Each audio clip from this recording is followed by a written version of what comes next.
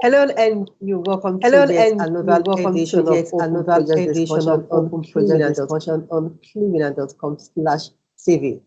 And like always, I like to remind us that Clevenard Social Platform is birthed with a vision to raise awareness in your community. Our mission is to educate the people, create awareness, and showcase African movies, culture, and tourism globally. So if you're yet to sign up with us, please do so on www.clevenard.com. All right, my name is Frank Mudia, like always, and we are still on this series, Business Opportunities and the Role of Media, Fashion, Culture, Movies, and Tourism in the African Diaspora Markets. All right, my guest this evening, Honorable Lawal Riwan Ayola, who is the Managing Partner, LRA Consulting. Mr. Lawal, you're welcome to the program. Thank you for having me. All right, I also have Mr. Oyet Patrick, who is the Chairman, South Sudan Union of Journalists. Mr. Oyet, you're welcome to the program. Thank you. Thank you very much. And again, I have Dr. Chris E.C. Guzel, who is the President, Nigeria Union.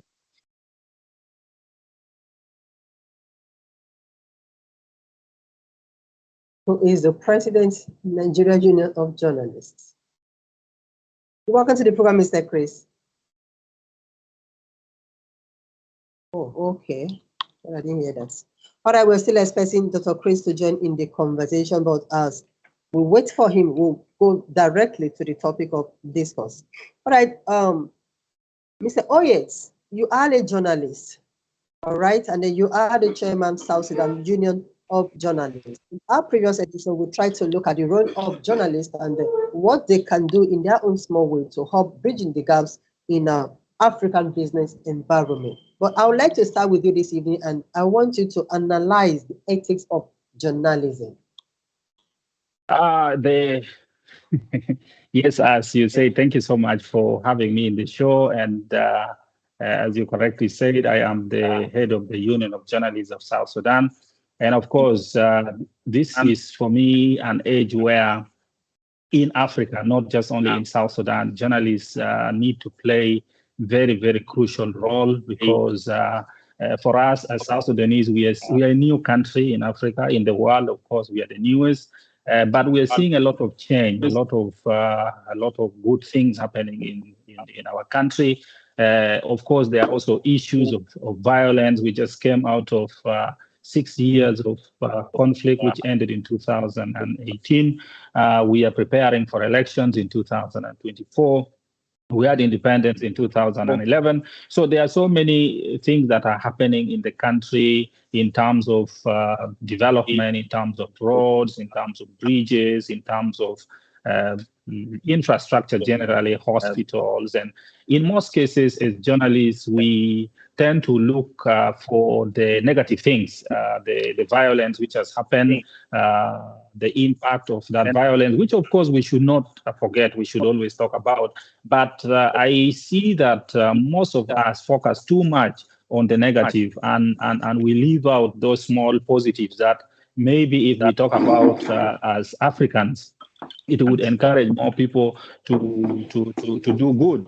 And we have a lot of course, work that we need to do as journalists. We, for example, in our country, in South Sudan, as I said, we're going to have election. It is our duty as journalists to really inform people about their civic rights, why they should register to vote, why they should avail themselves to vote, what are the conditions, and we should also look at the authorities. They should also make the conditions that are conducive enough for people to participate.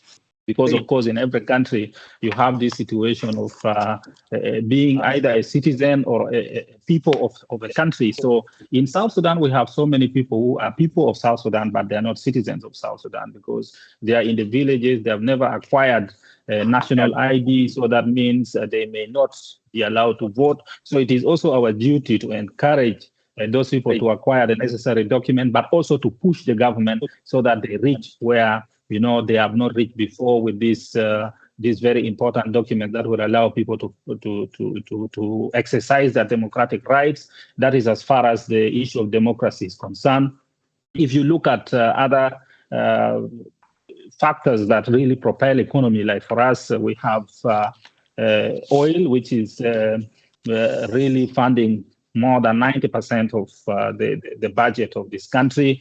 You also find that people are very ignorant of the oil sector. When you talk of upstream, downstream, or midstream, people do not know. So it's still, again, our work as journalists to bring these issues out, to bring them in very simple ways, whether through our broadcasts or through online or print, so that people understand some of these issues that, or some of these economic activities that really drive our country. We also have the River Nile, which passes through the country. It provides a lot of economic activities in other places, but you find for us, we also do not utilize it much. So it is still our duty. So for me, journalists in Africa and journalists in South Sudan in particular have a very, very big role to play. Right now, as I said, we came from conflict. We are in a situation where a peace deal is being implemented. Sometimes we do not know whether we are at peace or we are still at war, because some parts of the country we still have issues. It is still our duty to really report about these issues and bring the issues clearly to the people so that people can make informed decisions based on available information that they have. So definitely journalists have a very, very important role to play in our society. All right, thank you so much for that. My next question is still going to be directed at you because it has to do with journalism and journalists as well. But you just outlined the roles of journalists, which is quite okay. But the truth is this, we are not really having those roles being played out by these journalists because of one thing or the other. What do you think the constraints to effective reportage are in Africa, using the Sudan example? There are very many constraints. One of them is the way we are trained. I can say the way we are trained, we since our elementary school, primary school, to secondary, even to universities. In some cases, you find we know a lot of theories, we do not know practical. So that is one of the challenges that you find sometimes. People who have very good papers from universities, they come and practically to do the work, it becomes a challenge. But that's a minor challenge. The biggest challenge, as far as education system is concerned, is the way we are taught. We are majorly taught and oriented on the making of the Western media, let me put it that way, where you find that Africa is seen in bad light. So if you're talking about Africa, it must be about this child who does not have food to eat.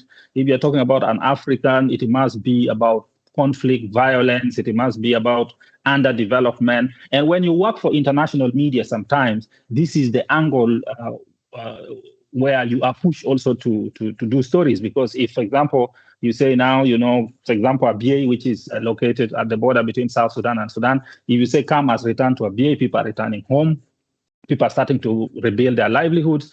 Maybe many international media will say we are not interested, but they would be interested if there is fighting, if there are clashes there and people are dying, and that becomes really a story that maybe many of them are interested in. So the way we consume the media, the way we look at the media from the various parts, and that makes us not really to tell our stories properly, because Africa does not have really a very good stand when it comes to a media. I can say the Arab world have the Al Jazeera, maybe America has CNN, the Europeans have a lot of their media houses that tend to tell their stories and in a certain way. Now for Africa, we do not have really that media that brings through how Africa looks. I have met so many people who come either from the US or from Europe, and when they come to South Sudan, they say, hey, I'm surprised. I didn't know that this is South Sudan, for example.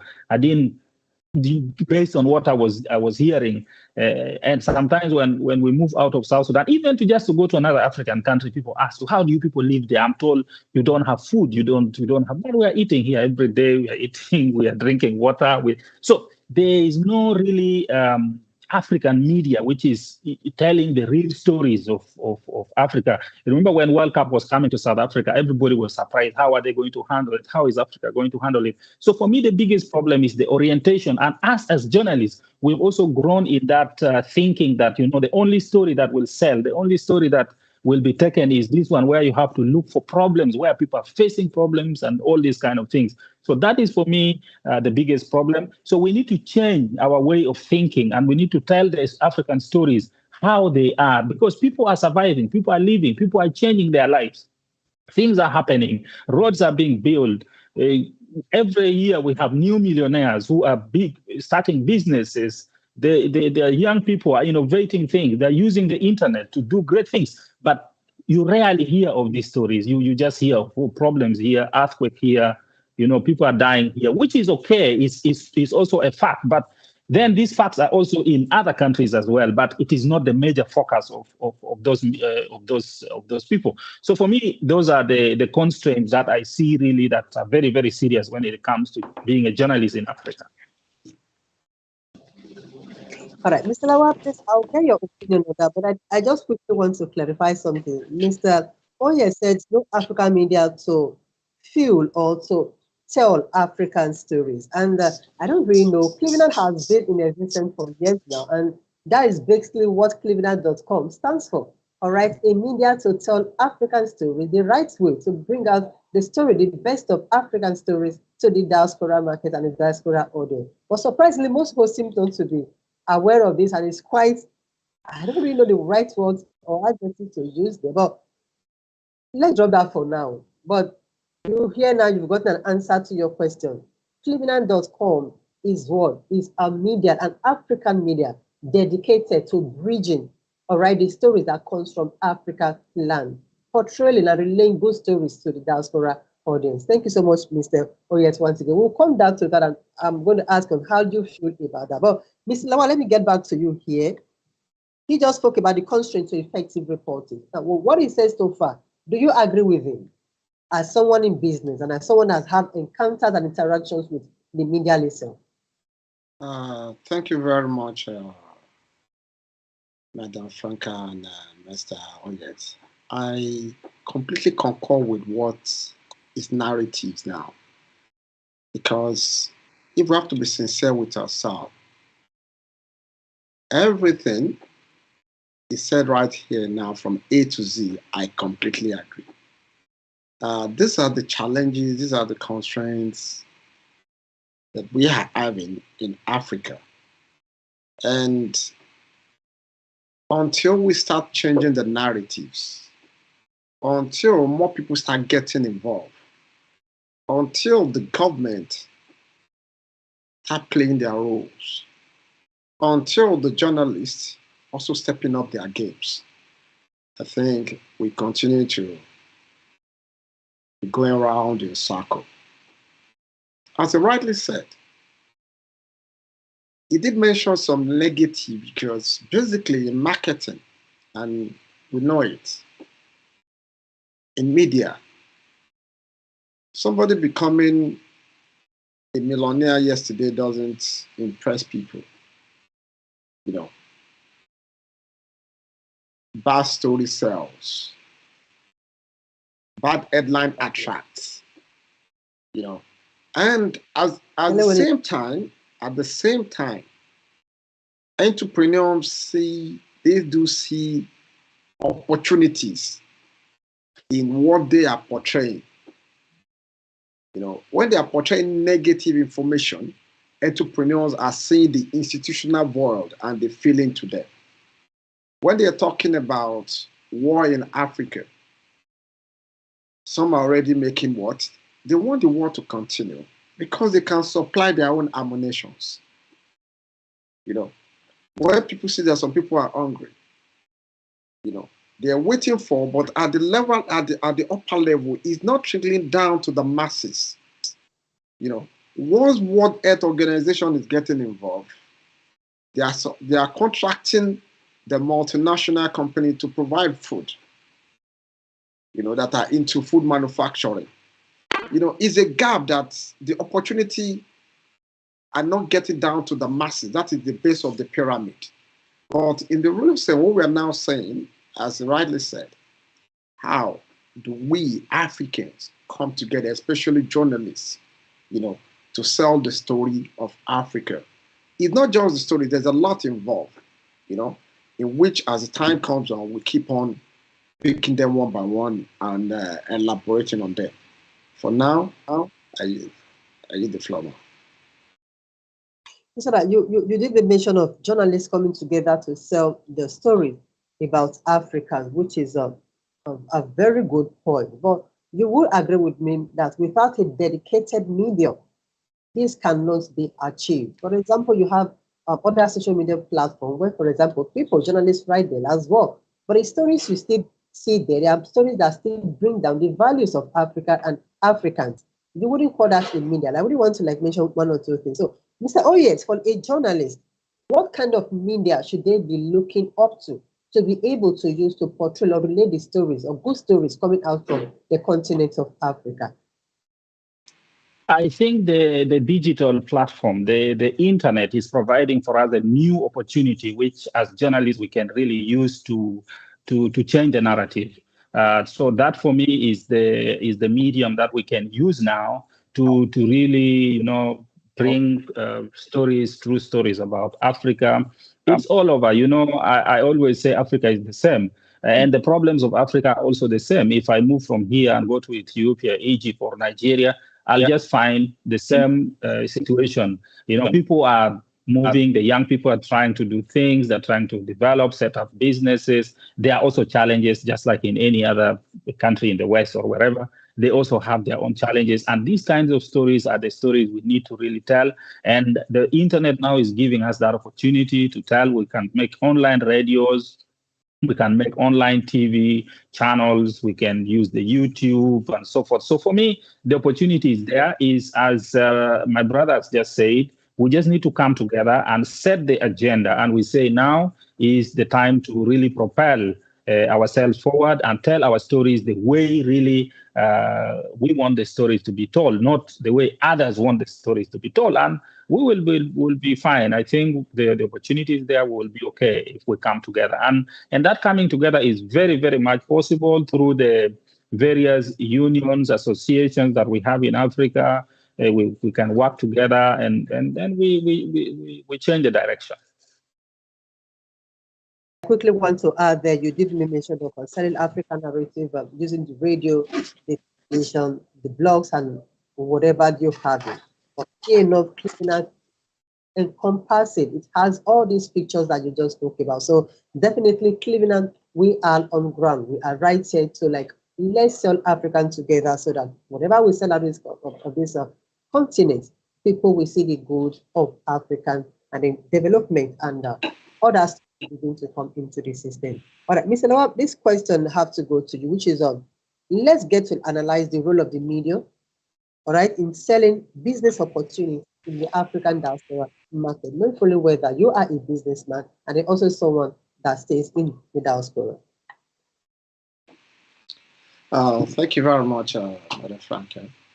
When we are talking about Africa and the role of media in bringing investment, foreign direct investment or diaspora investment into the African continent, there's a lot the media and the journalists. When we talk of media, I mean journalists, because without them, we are not talking of just media, because they are the key, they are the heartbeat of media. Everybody, social media has made everybody to be to be a media expert one way or the other. But the key, people that knows what it takes, because it's a skill set, with the experience as the journalist. When we're relating that to business, one thing I'll still be going by, one thing that AI or technology cannot really change is the culture. Every other thing can be replicated, can be faked. But the culture cannot be changed. And that is the leverage Africa is still having. We still have some of our culture that we can tap into. And any potential investors that might be coming in, they need the cultural and contextual understanding, in which that is what most of the investors do pay we consultant for. This is one area that is very key that the journalists can come in to provide the cultural context, and making the investor to understand the cultural nuances and the business environment of different African countries, which is very, very crucial for investors in information, for them to make informed decisions. And these coming together, I would say, because my brother rightly said, Mr. Oyet, he said something. When you need to sell something across, we need to sell it in a way that when the journalists come together, when we have journalists from South Sudan, when we have from Nigeria, if they could collaborate, they could share information, in a more ideal way to pass it to the world and investors. Yes, they will have to address the concern, which we know they are real. It's not just to fake information across to people. The political stability, we understand it. The infrastructural the deficit, we understand it. And some are also perceived risk. They are the one to put it across, to the investors in a way that they can make informed decision and follow up with them. These are one areas. There's a lot of areas that they can do, as you guys are rightly doing now. We are using this platform, to bring experts in certain field together regarding Africa, to talk about this. When I did talk about, for me, because we work more on information, and I was working on South Sudan. There is a program, even a podcast dedicated to South Sudan by Voice of VOA, which of podcast we have that is dedicated, that is indigenous, that is dedicated to such. We are having individuals now. They are not, they're upcoming people trying to make money through it. They are not really doing it for the patriotic nature of the country. They're doing it to gather to earn investment on YouTube or to earn investment from this. But these are opportunities that journalists can tap into and sell, help to sell to the investors. They can collaborate with financial experts, to provide in-depth insight into financial landscape of African countries. A lot could be done, but for now, I will pause a bit so that we continue the conversation and we keep it up gradually. Thank you. Is that right? You talked about the indigenous podcast to relate stories from Africa. And funny enough, again, I keep using that word, I don't really know why. One of the features of Clevenard is an indigenous podcast services. All we just actually need is good journalists, people that want to I want to be able to do this, like you said, people that want to report constructively. So come on board and use that service. It's right there, quite vacant. The Clevenard.com indigenous podcast. Please, NEJ South Sudan chairman, please, we would like to talk about that later. But let's continue this discussion in the road that is going on, which is the angle of the tourism sector. All right. Let's analyze the South Sudan tourism sector. All right. How effective is it? How welcoming is it? How conducive is South Sudan for tourism at this point now? Yeah, South Sudan has a very big potential for tourism, and unfortunately, as journalists, we are not reporting much about it. However, beginning January to April, Myself, I'm going to be involved in some project that will report more about tourism and wildlife and things like that. We have a 4-month plan. That is next year, 2024. But the potential for tourism is enormous in this country. If you go to the border between South Sudan and Uganda, there's what we call Nimule National Park. Is just having all sorts of animals that you can imagine, and the area is not developed. You go to a central part of the country in a place called Boma in Jonglei State. A lot of wildlife. Also, and we have some rare species that are not even found in Africa. But of course, because of the many years of conflict, definitely this industry has not been properly developed. So the potential is huge. And now the current Ministry for Wildlife and Tourism is exerting a lot of efforts to ensure that people start investing in those areas. We've had cases where some delegates, some business people from Saudi Arabia came. They wanted to do some investment, especially in Boma, where they're thinking of building even a golf course, build some 5-star hotels where people could go, and then from there they move to see the animals. So the potential is huge. And not only that, we also have a lot of fish which is not consumed. A lot of fish in the Nile, in the Sud region. Sud region is one of the largest wetlands in Africa. It has a lot of fish, and our population is small. We are only about between 11 to 13 million people on a very big piece of land, which combines like Uganda, Kenya, and Rwanda, all combined. We are bigger than that. So the land is there, the fish is there, resources are there, natural resources are there, but no much investment is really in place. We don't have really investment in the tourism sector. Is very, very minimal, whereas the potential is really big. I have seen some young people have started setting up travel and tours companies, and I've met one time some American people who came here for tourism. So the potential is there. The country is ready. There's a whole ministry created for investment, but we as journalists, we're not doing a lot as far as the issue of reporting on these issues of tourism and investment in that area is concerned. Even just taking a boat over the Nile itself is something that one could generate money from. The Nile is a very popular river that cuts across so many countries to go to Egypt. So there is a very, very huge potential, and there is need really for investment in that area that will provide employment also to the young people and a lot of revenue. We know that countries like Egypt are doing very well as far as the issue of tourism is concerned. Some countries are also picking up, like Kenya, Uganda, and we think South Sudan could do very, very, very well in that area, as long as there is that stability, as long as the security situation is stable. The potential is very big. It's very big. Yeah.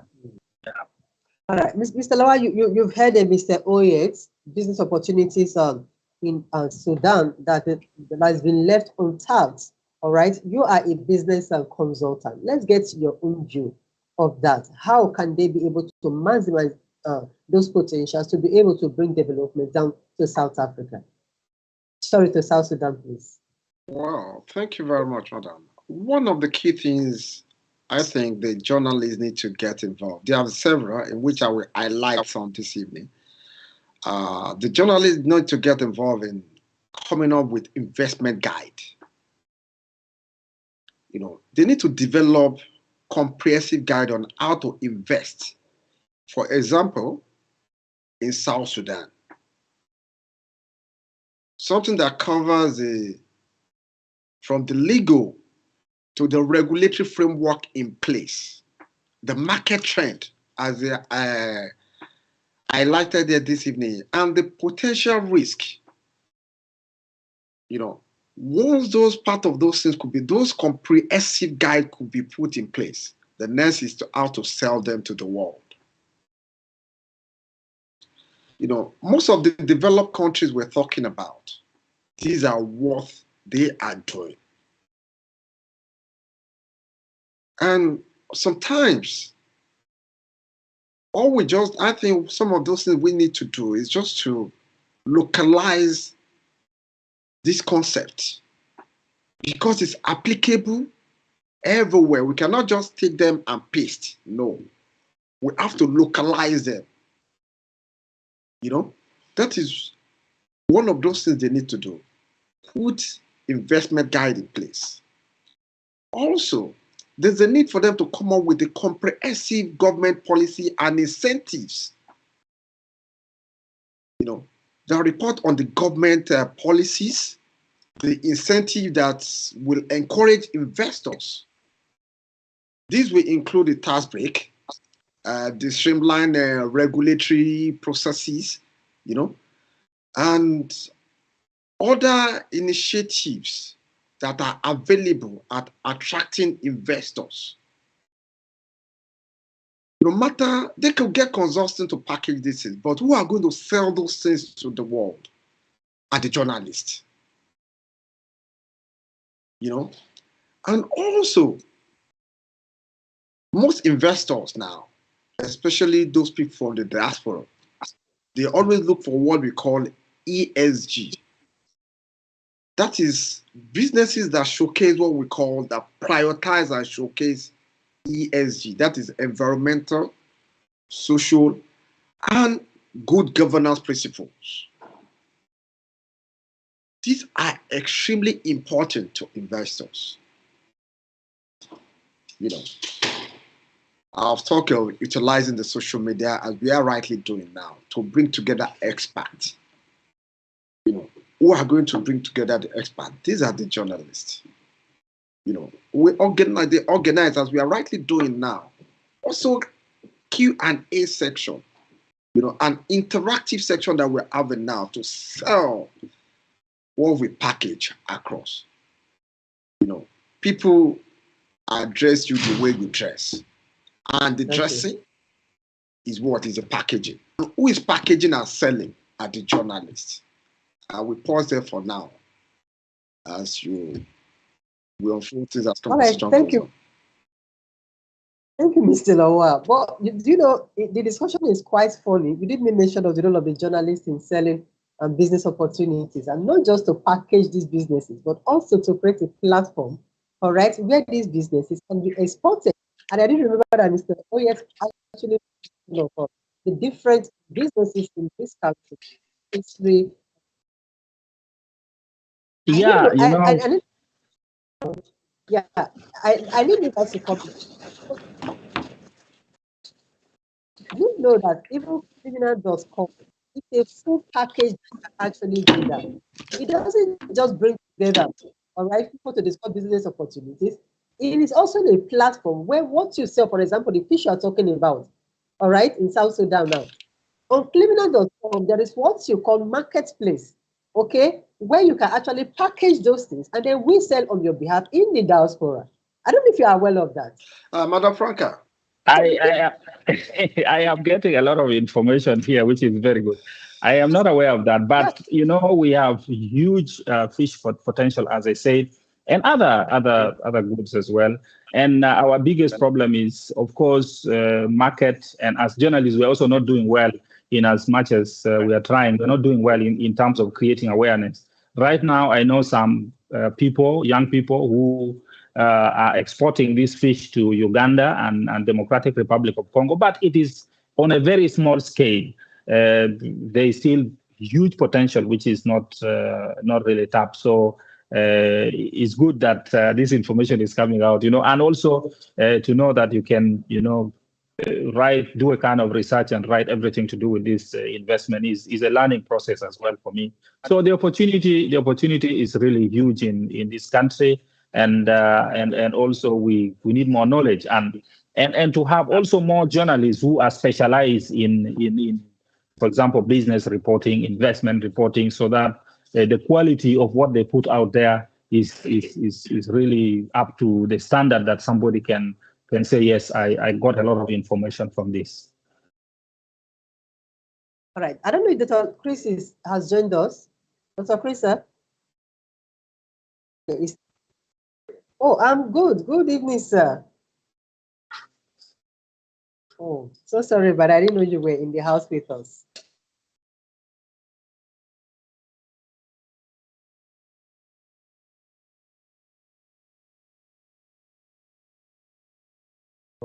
Okay. All right. Is that right? We're actually like trying to see, take a look at the role of journalists in reporting business advantages and opportunities from the African continent. That's the main topic of discourse. But I think let me channel my next question to Mr. Ayola so that as he speaks, at least you can always get a look and the next will be directed at you. All right, Mr. Lawa, you were about saying something. Hello? Hello? Hello, Mr. Lawa. Yeah, what I was trying to say Yeah, is with reference to Clevenard, I think we need more of Clevenard TV. You know, we need more of these. And Cleveland also need our support from both home and the diaspora, because we're talking of African rising, we're talking of emerging market. Most of the Western world market are saturated. Most of the investors, they are looking down to Africa to sell the product, their innovations. Now, but they are quite afraid and they are trying to take calculated risk because they are not getting accurate information to certain extent to take informed decision, and they're afraid. You know, in so doing, that is where the role of journalists and the media, this is where they are playing it. They're supposed to be playing a critical role. And we need more, not just one, not just two, because these are more of individual efforts. It's an entrepreneurship pursuit, not in the governmental one, but for us to really sell Africa, you know, we need more of Cleveland. We need more of government involvement. Because most of these stories we are seeing, most of these channels people are saying, they are really backed. But if you really go in depth, they are backed by these people. They are backed by their government. You know. However, we, the government of Africa, I'll put it Africa as a continent, because at this level now, we need to sell ourselves collectively. Doing it in a silo will not really go anywhere for us. Whether we like it or not, that's why we have, when you watch it, when you look at, when you sit down, you see the way World Bank is organized, UN is organized, it's being controlled by certain people, and they have a direction they go. Once their big brother is going a certain way, they will argue or this, and they will go along. It's all about their interest. Anyone involved in global politics or global business will understand that. Even in the academic, will be taught. If you are into financial, I'm not talking of the old one now in classes. You know, in their Silicon Valley, they talk about it. It's not something that is new. But we Africans, we need to work together collectively and see how we can sell and maximize the opportunity, you know, in the global world now. And how can we do it? It's through you journalists and through your media, through medias. And that is just what I was trying to chip in before I left the stage. Thank you. Is all right. All right. Dr. Chris Isigozor is the president, Nigeria Union of Journalists, and he's just joining the conversation. Dr. Chris, I need you to lend your voice to what Mr. Lawa just started. Let's get to hear your own opinion. Okay, I think it's basically focusing on the role of the media, and when we talk about the role of the media, there's what is known as the trilogy functions of the media. You know, is a trial. The media informs.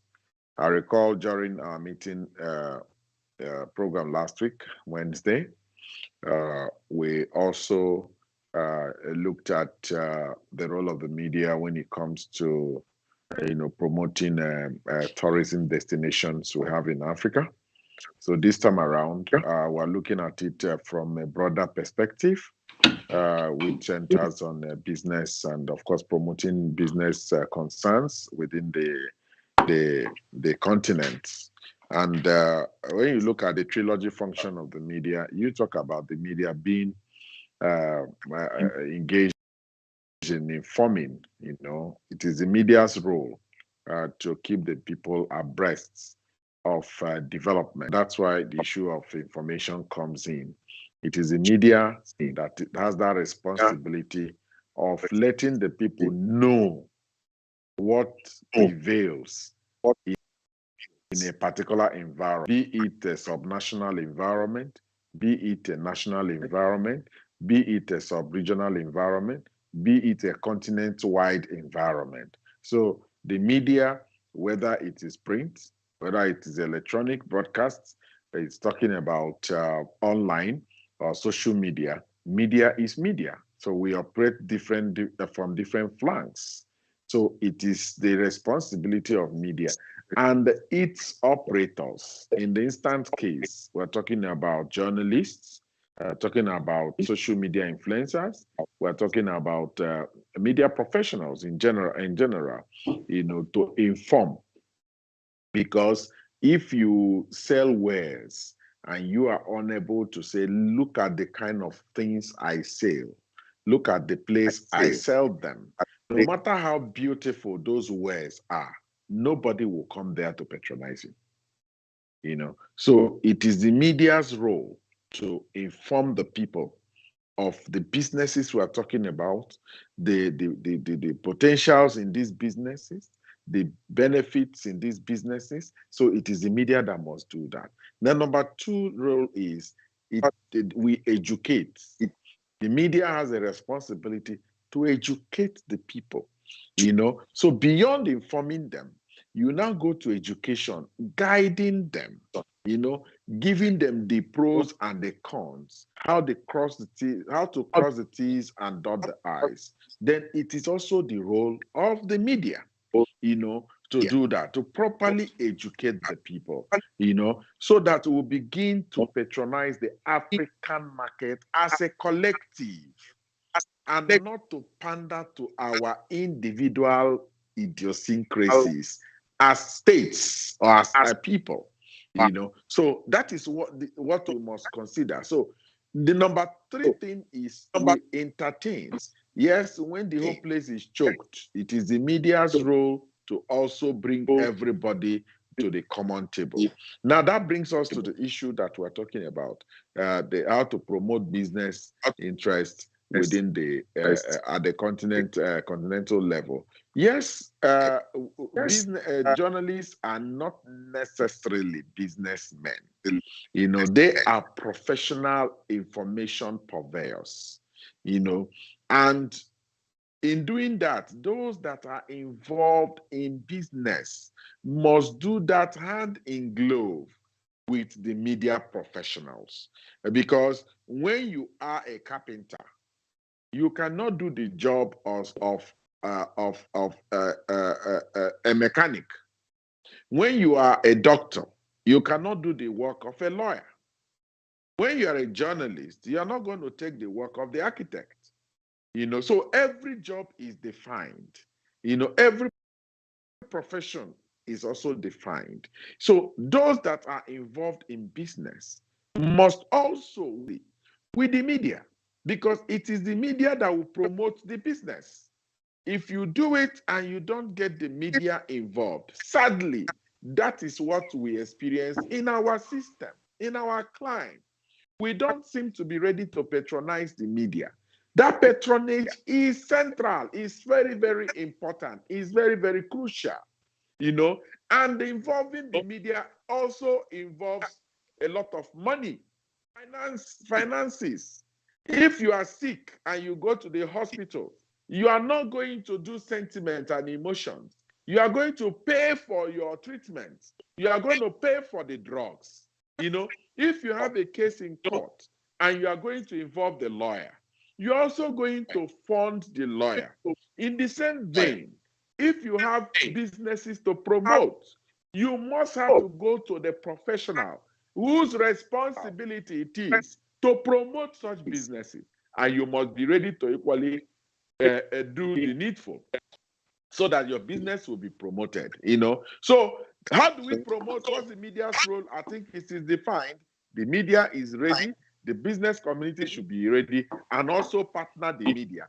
That way we'll be able to promote the business concerns, the business interests that we have within the African, continent. Well, I think the trilogy functions, we have been able to dissect them, and it's good with what Clevenard is doing. You are assembling the media leaders. You have the of South Sudan, Patrick, that is here. They have the NUJ president. The last week, you also brought other media professionals. That is creating the necessary awareness. Bringing the media leaders in the continent up to speed on the need to begin to promote our, unique potentials to the outer world. It's a very good thing you are doing. Once you get the right partnerships, and the sky will just be our takeoff. Thank you for the compliments so much, Mr. Dr. Chris. All right, Mr. Oyet, you've heard him. You are also into the profession. I need you to contribute to what he had just said from the angle that he has taken it from, because everybody believes that the media should be doing this. The media is supposed to do this. The media is supposed to promote businesses. The media is supposed to sell these businesses and all that. But we are looking at it from the other angle, which is the fact that it takes two to tango. If the media is ready and the business angle is not ready, it doesn't really work well. Things cannot flow well in that space. So what do you have to add to what Dr. Chris had just said? I think what Dr. Chris said is in place. And I think I alluded to that before when I said sometimes our capacity, because it's very important also that as we build media houses, we make sure that we develop this particular department, which is like business reporting, and we support those individuals who are interested in that area with enough trainings, and it shouldn't just be one, it should be continuous to develop their capacities so that they are able to report effectively or to write, to do the broadcast and so forth effectively. Because we went to journalism school and were told how to, to write news. But when you come, of course, you find there are several bits. And sometimes you find it very difficult for you to report on a certain thing. You are not a lawyer, you are assigned to the court. Sometimes you have studied a bit of media law. So it's the same like with business also. You may not do very well because sorry, some phone call came in and interrupted. So you may not do very well if you are not really, if your capacity is not enhanced. So it's very important that as African, as people who are now interested in seeing this continent having investment, it's important that as we run our media houses, we have those departments and we make sure that those departments are developed to really help. And also we continue to talk. I like what Dr. Chris said, because most businesses do not. In fact, in some cases, you find a business is in Africa, but the advertising agency is in Middle East or in Europe, whereby if they want to produce a TVC, they have to send it to a brief to Europe or to Middle East to do it. But that also means we have to step up. We have to step up so that when the business opportunities also come to us as media people, we are able to take them. We make sure that we have the various departments that are needed so that we don't miss out, and we help, as Dr. Chris said, providing accurate information to the public so that they make informed decisions, educating the public using the mediums that we have. So I think, yeah, whatever Dr. Chris said is really in place.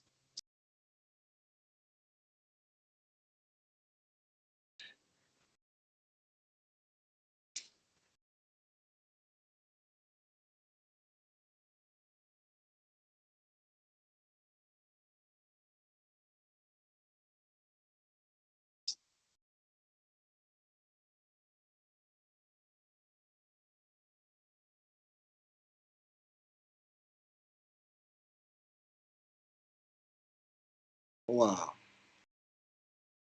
That is the plain truth.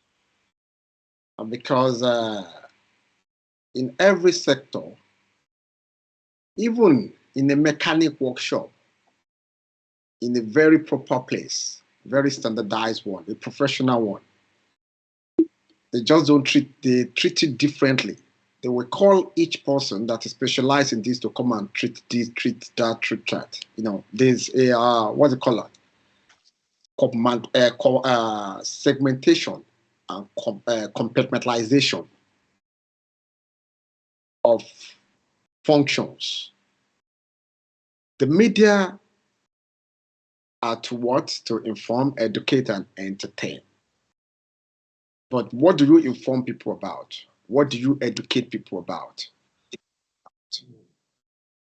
What do you entertain people about? That is the issue. You know, and everything costs. Yes, because whatever you are enjoying today is as a result of sweat of somebody. And what are you paying for? You are paying for the person's time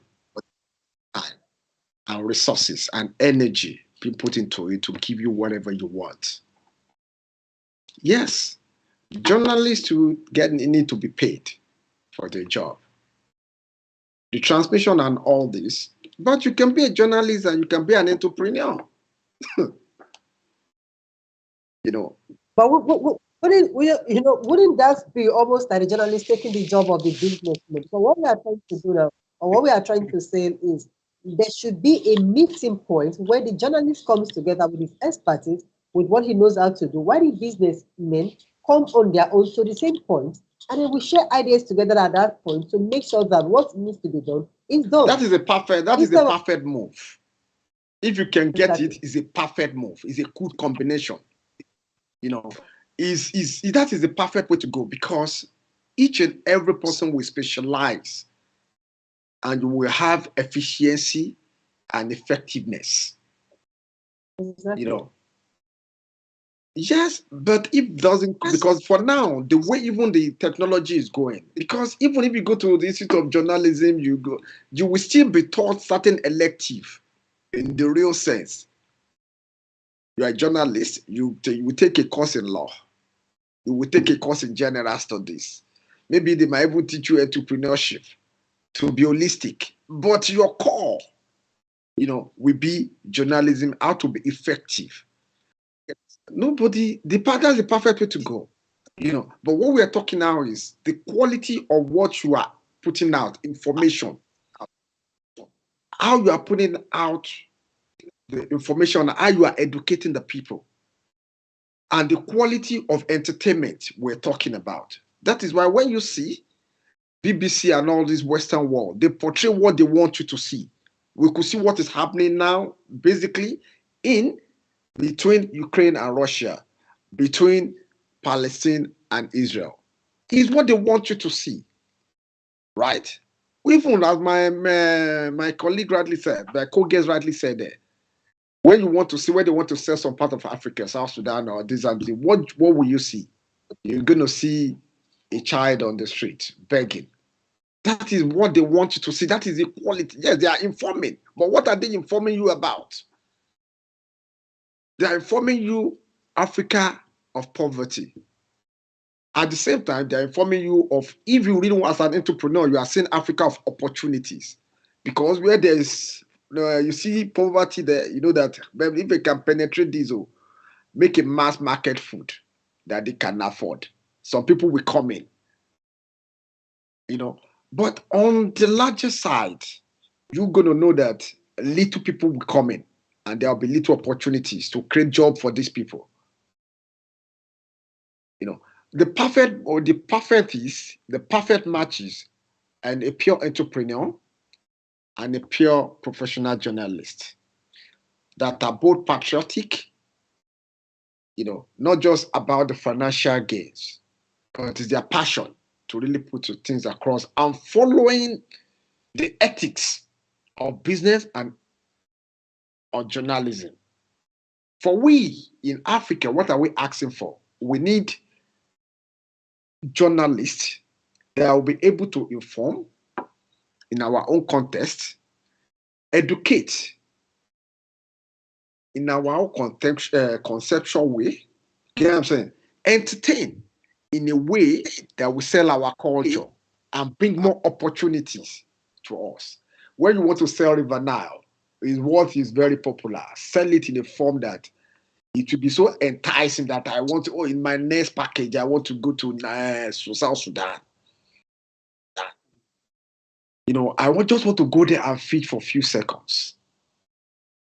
That is, I'm fulfilled for that month, for that year. That is the kind. It's not that you will sell River Nile in a form that children just naked bathing there, throwing the peeing in something, throwing garbage inside. Those are the things, you know, we want to sell. The quality of what you're selling, how you are selling them. You know what I'm saying? And are they representing the conceptual and the opportunity in Africa? Okay. Those are what we are talking about now. All right, selling Africans on culture and values. Thank you so much. Selling, not just selling African culture. Selling, what I'm trying to say, selling is not just about that. You know, we rightly said, culture is just an exchange platform for understanding. And you know, what I'm saying, we are selling what we are selling Africa in a way that depict our values, which is missing. You know, which is missing. We sell it in a way that we educate, informed, and entertain in a way that we sell our values. Thank you. All right, a huge responsibility for the journalists out there. That's all, Mr. Oye, please, let's get to hear your contribution to what Mr. Ayala just said. Yeah, he said it all. He said it all. Nothing much to add, just to say that, yes, we need to, as journalists in Africa, come together. It's very important. We need to look for platforms where we can come together. We have a few of them already, but we need to create more where we come together. And also, you know, like in South Sudan, we have something which we call breakfast meeting. We meet and we even look at, for example, newspapers. Every month we look at major newspapers that we have, and among us ourselves, only journalists, and we say, hey, this newspaper, I think on this particular day you didn't do well. You kind of content on the front page, and I think it was not very journalistic. And I think we should take the debate further in those platforms that we will create as Africans to really, you know, help one another and point out some of the things that could be done properly, and say, hey, here, I think if you do like this, next time would be much better, so that we really tell the true picture of what Africa is and the aspirations of our people, that they are aspiring to a better future, and people are working hard to see that that future comes. And if there are investments that can come, if there are businesses that they can do, if there are doors that can be open for them, some of them are doing it locally. If doors can be open for them where they can move further, that would be very, very good. And that we could help through our reporting, through our programs that we do over the media. I think that would be really something that we will say, in future, we'll say we have contributed to the Africa of today. So we have a big role to play. All right, now let's come to the big umbrella, all right, which is we've discussed about the journalist role. We've also discussed the role of the businessman, but let's come to the big umbrella now, which is the role of the government in actualizing all that we've been discussing. Dr. Chris, I need you to come in there. What should be the role of the government, all right, in selling African journalists to be able to make sure they live up to their responsibilities? Dr. Chris, I hope he has not left us I think yet. he has gone. Wow. It's all right. So, Mr. Lawa, please, let's get to hear from you. The role of the government in actualizing these visions. Come again, ma?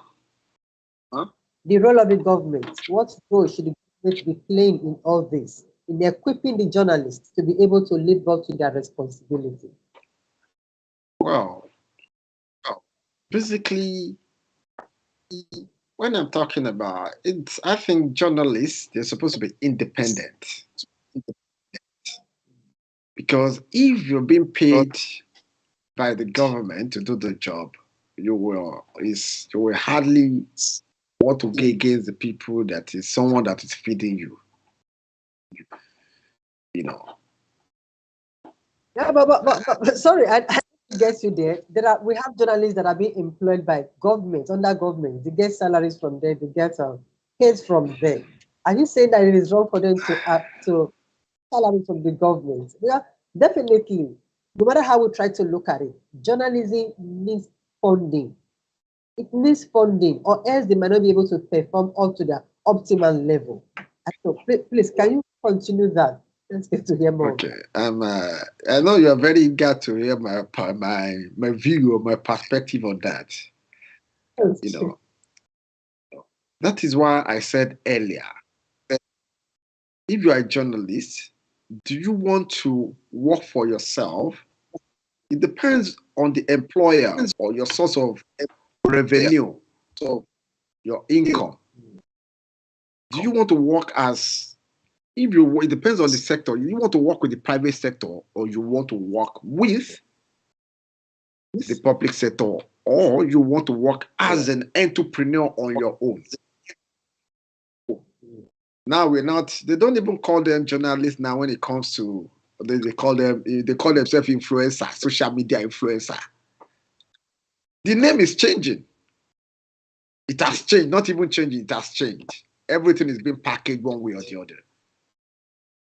What the government, I think, in my own opinion, like every other profession, government just need to regulate. That is the role of the government in media and journalism. At the same time, at the same time, government need to work with seasoned journalists to sell, to actualize what we are talking about in selling their country. Because we have the quack, we have the professionals. And as well, government needs to support any journalist or media institution that are ready to promote foreign direct investment into their country or region. They should play a key role, in doing that. And also, some of the tax break or opportunities that could be available, you should extend it to them.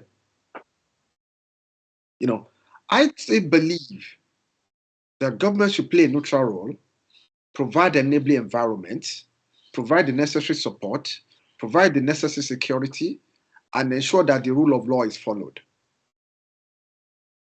And the freedom of speech and association is allowed.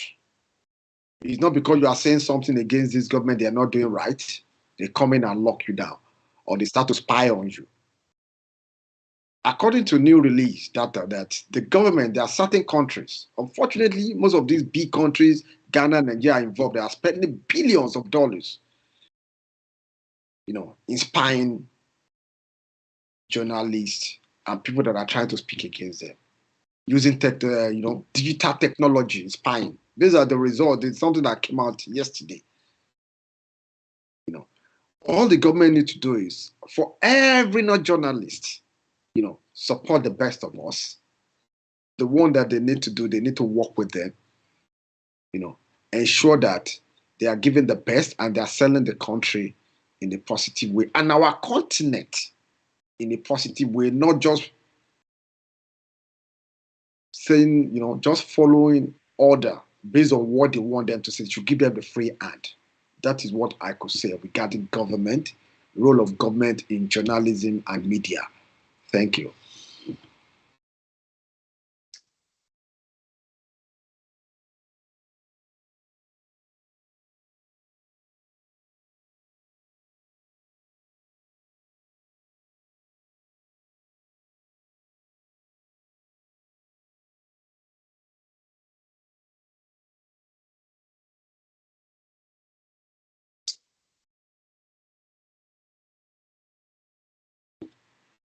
Yeah, the government needs to really, because one of the things that is a problem with our governments in Africa, most of the governments in Africa, is that we have very good laws, but the laws are never implemented. So when you look at us, for example, in South Sudan, we have very good media laws, starting from the Constitution to the Media Authority Act, to access to information, to national communication. Name them, they are very good laws. But then when you come to applying those laws, you find that the applicability is a problem. Sometimes you are covering something which is even promoting the good image of the country. You are arbitrarily arrested, and then later you will be released when you're ready. You are even annoyed because you are not because they found that they arrested they arrested you for nothing. They wasted more than 3-4 hours of yours, and so the governments in Africa need to create really an enabling environment for us to do our work. I always say one thing, that wait for the results of the work. Don't try to stop us from even doing what we're supposed to do, because this is what sometimes we face. You find that you are stopped from doing something before you do it. But normally, as journalists, our work, the results are always out there. We are not taking anything to hide, and you will see the results. So it's very important that the government normally gives opportunity for journalists to do their work, and also to because, like in our case, we have a situation where you find the journalists who are working even for the state-owned media houses are really not properly paid. They're paid poorly, and they are also taken as if their work is just to do public relations for the government. So that also needs to change. They should let journalists across the board to do their work, not to say because you work for a state-owned media house, so therefore we pay your salary, and for that reason you must report this way. So that also should really stop if the government wants us as journalists to help, because at the end of the day, you find that those state-owned media houses could also be very important tool for showing the country in good light, especially when the journalists balance their stories, they bring things that people see that are factual. But when it is only maybe one political party that is dominating, or the ruling parties, and then even if they bring something which could be helpful, majority of the people will think that is just propaganda. So the bottom line is to let journalists do their work in a free environment, in an environment where they can, exercise their rights and do good work. And the impact the government will see is big. They should also fund those state-owned media properly. They should give good money to the state-owned media houses, because when you look at the private media, really, they are doing much better than the state-owned media. So that is something that the government, in addition to what my brother said, is what the government really needs to do to ensure that information goes out to the public and beyond our continent, to go out there. And I like what you people are doing, because you are taking the information beyond our continent for other people to also get involved. So this is what the government needs to promote. They need to promote. And also when they have public service announcements, they have some messages they want to give out, of course, they need to pay. There's also a tendency of, in our case, they will say, you have to be patriotic. This is for the public. And yet, they have money. So you are killing actually the media houses. So it is very important that, as Dr. Chris said earlier, when you go to a doctor, you don't say, no, be patriotic, treat me for free because I belong to this country, you belong here. So when you come to the media house also, you pay for the services. So that's what I can add. Thank you so much. I'm so glad you raised that. All right, Dr. Chris, I don't know if you're here with us now. He's not. But I think he has. And I think we'll draw the curtain here for today, because we've spent about an hour in this discussion, and I want to say a very big thank you to you, gentlemen, for honoring this invite. Actually, we're supposed to have another guest with us today, which is Mr. Ignatius Chuko, who is a former editor of Business Day Nigeria, but somehow yesterday he lost his wife and he was not able to. Condolences to the family. Orlando Lawrence. Exactly. Please extend our condolences to the family. Yeah. And then also from Clevenard.com, we send a condolence. We sent our condolence to the Mr. Ignatius Chukwu's family, and do pray that God comfort you on all sides. All right, Mr. Oyet Patrick, Chairman, South Sudan Union of Journalists, thank you so much for being my guest this evening, and we do hope you come on this live program one more time. Thank you so much for having me. And anytime you need me, just let me know. I'm available. All right, sir. Thank you so much. And Honorable Lawal Ayola, thank you so much for being our guest on the show. Always my pleasure. Thank you. Keep up the good job. All right, and then we'll draw the curtain here for today to next edition, where we'll come your way with another topic on issue. I remain Frank and I'm still telling you, don't forget to sign up with us on www.clevenard.com. Thank you and have a great day. Thank you.